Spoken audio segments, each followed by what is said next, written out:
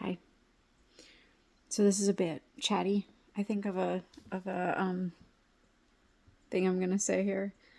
Uh, Shoot, I just forgot what it was. Um,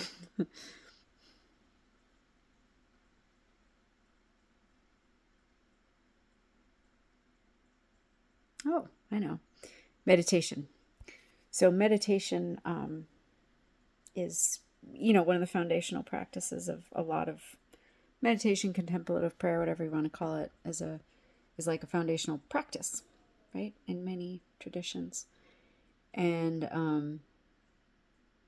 yeah, this is just mostly chatty. So I there was a period about, I don't know, 5 or 6, 7 years ago where I meditated so much. Like I needed it, I just needed it because my life was in a lot of upheaval, and um it was like the one part of my day that was, I just knew like things were going to be okay, you know? And so in that way it's like kind of like this pillar of stability, right? Or it was that for me. and and I was meditating, at least an hour a day, but often 3 hours, something like that. And it was very good. And one thing that happened that I later heard other people talking about, I heard Adyashanti talking about, is that but at the time I just knew it was happening. I didn't know other stuff about it.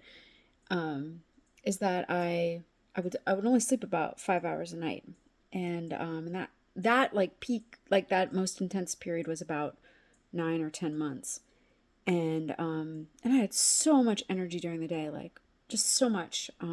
I did a lot of jogging at that period, and little kids, and it was just like I just had very physical, lots of physical energy and like vitality, but only sleeping like 5 hours a night, right? And so I remember this thing thinking like, am I manic? Am I going through a manic phase?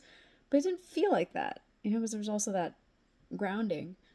Um, and you maybe already know some of the stuff, but it's like a lot of why we sleep, and this is just my take on it from what I hear, why we sleep is because like we're so filled with crappy thoughts and junk that like we have to take a break and let our system just sort of like clear out that crap so that we can function, right?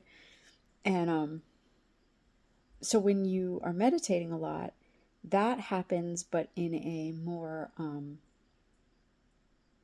I don't know if it's like if you're trying to do it, but like that's what can happen is you just, but more from a consciousness point, you're cleaning your brain, right?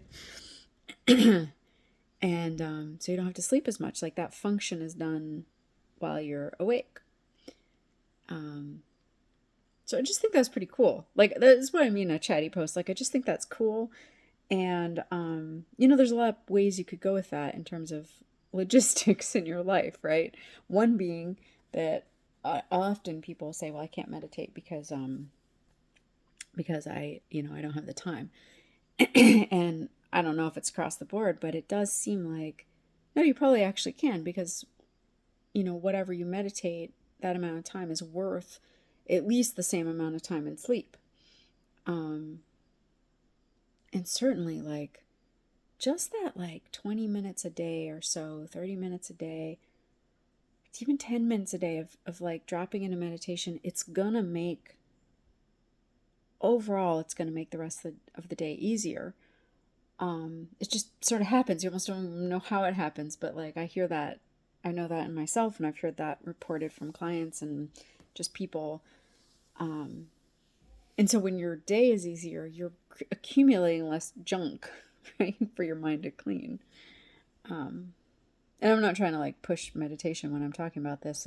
I'm just telling you about, what I've experienced and other people have experienced.